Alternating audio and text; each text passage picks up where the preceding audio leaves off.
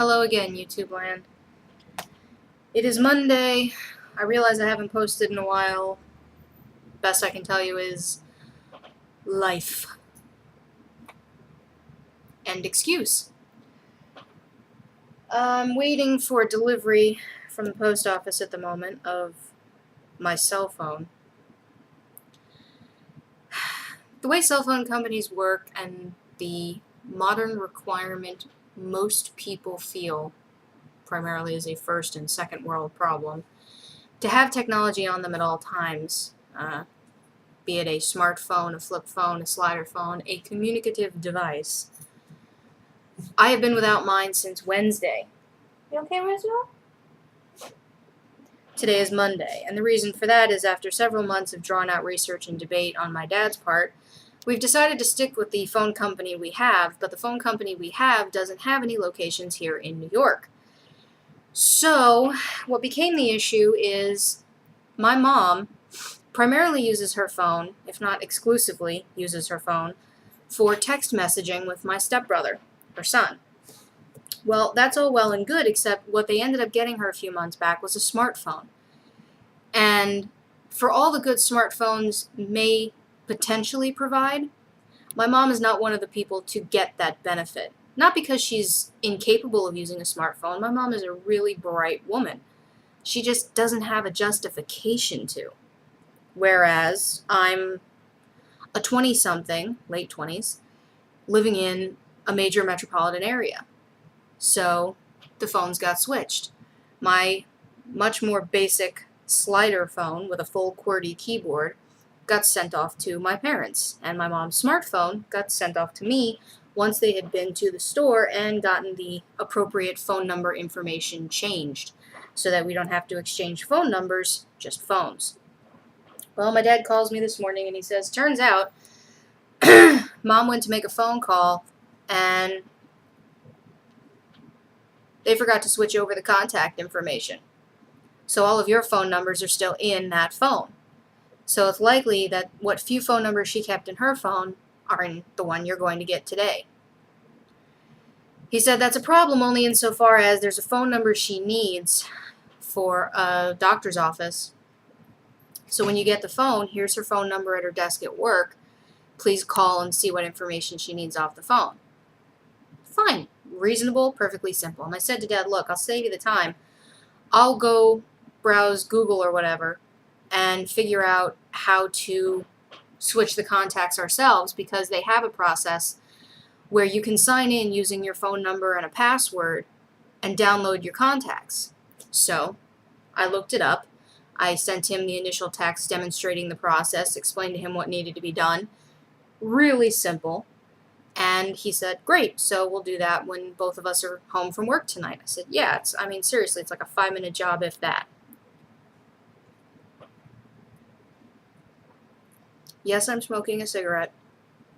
It's a light. Yes, I'm having something to drink from what looks like a beer bottle, but is in fact just hard cider. I know it's the middle of the day. I just wanted something with a little bit of taste kick. You know?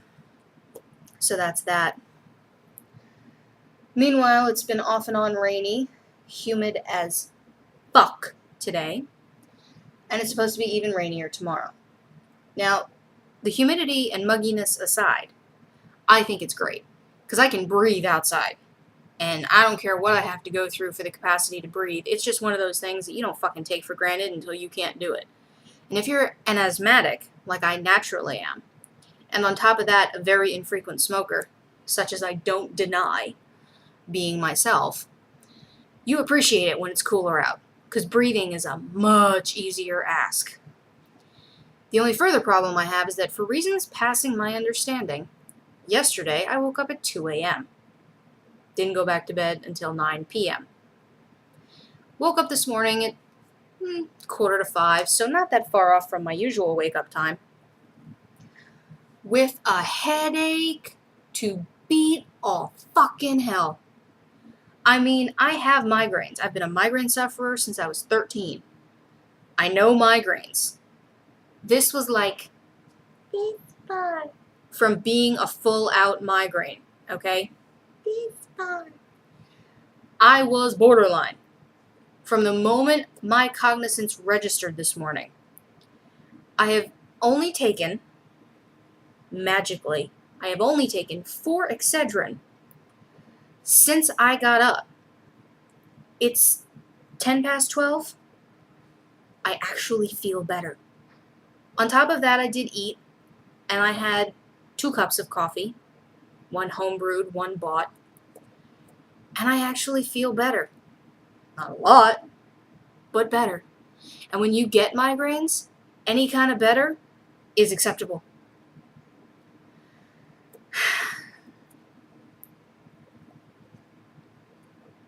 So yesterday, this weekend, Saturday we had lunch with the in-laws. That was fine. It was good. We went back to Queen's Kickshaw, which we've been to once before. And it was good, although my father-in-law thinks he inadvertently ordered the same thing he got the last time, which I'm not positive about. I'll have to check my own Yelp review, but yes, it's possible. And everyone had a good meal, but apparently while I was up from the table, Sam mentioned to me later, they were wondering why I looked so out of it, like stressed or tired or something. And Sam said to him, well, yeah, she has been under a lot of stress lately. There's been several things going on. And he said to his parents, he thought that Saturday was the anniversary of the day my mother died. My birth mother, who died when I was 16. Well, he was along an appropriate track. It was related to my mother. August 10th is, in fact, what would have been my mother's birthday. As to her death, that was February 18th. So, and it was, 13 years ago. So it's not like it's recent events and he should know better. It was well before he ever had any concept of my existence. So I give him and his generally not so great memory points for knowing there was a connection between that day and my mother. But yeah, so Saturday we had lunch with the in-laws, and then they were nice enough, since they have a membership, to take us over to the nearby Costco. Well, not nearby, but close enough if you have a car, and we were in their car, so we went and picked up just a few things. I mean, seriously, at Costco, wholesale shopping like that, warehouse shopping, you can easily spend a lot of money. I used to have a membership to BJ's Wholesale because when I lived in Maine, that's where you went. And it was worth it because they also sold gas.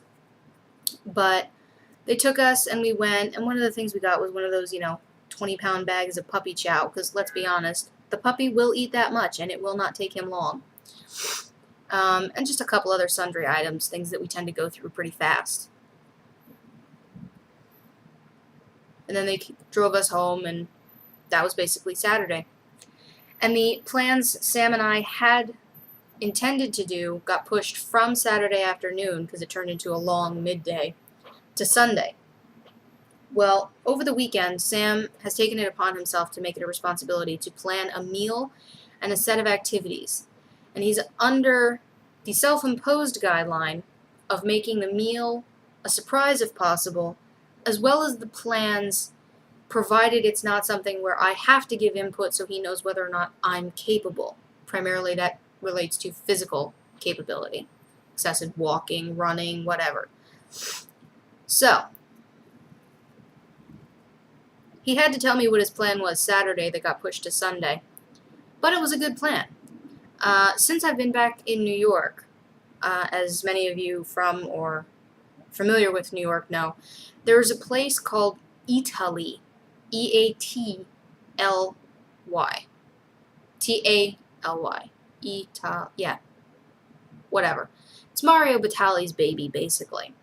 And it's structured to be this Italian dining and shopping experience, a sort of, I guess, Mecca is the reference that's typically used. When you go to it, it's near Flatiron on East 23rd, right in Midtown. It is big. I mean, you walk in and you kind of have I went through the wardrobe experience. Because from the outside, like most New York buildings, you don't notice how big the interior space is from the fact that there's a door on this side of the building and a door on that side of the building, and they're not that far apart.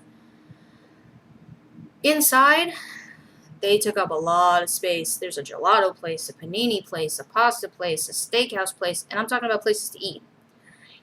In, around, and amongst all of that are sections of what could conceivably be a large Italian-themed supermarket. Fresh produce, cheeses, a fresh-made mozzarella place, solume formaggio, salami and cheese place, a craft beer section. It's big, you know? And I didn't buy all that much because, let's be honest, it's New York. It's an Italian import place. It's expensive, okay? But primarily, it's the experience of going that I was interested in. And Sam knows that. There's a lot of places I want to go that I don't necessarily want to shop or buy souvenirs or what have you. I just like to be in these new places and say I've been there. So we went to Eataly. Well, after that, he had come up with 3 places to choose from for lunch. The place we ended up at was an Irish pub, literally just off Union Square down the street from Petco. So, like, walking up the street towards Union Square, Petco is ahead of you and across the street. I don't know what street that actually is, but that's to help you figure it out if you know that area. Apparently, this is an Irish Victorian pub. I imagine the Victorian relates mostly to how it's designed and how it's structurally built and the paintings involved in the decorating scheme. As far as the food goes, we went on Sunday, so there was a brunch menu, which is what Sam ordered from. He got the full Irish breakfast and loved it. He'd never had full Irish breakfast before. My dad eats it. But he'd never had it before, and he had it, and he loves it. Loves it. I got chicken pot pie, and it was fantastic. It really was. Good vegetables, very creamy bechamel sauce, perfectly puffed puff pastry on top, very good. So it was overall a good day. And that's basically what's been going on here. So I'm just sitting around waiting for the post office, basically. You know, intermittently walking Rizzo, who's asleep on the floor next to me. Tribble is either asleep in Sam's chair or in one of the windows. Possibly her basket in the bedroom. I don't know. She's a cat. She goes where she wants. And after this, I'm going to be posting something else. But it's on a wholly separate topic and rant, which is why it's a separate post. So, have a nice week. Don't get too wet in the rain if you're in New York. And I'll see you in the next post.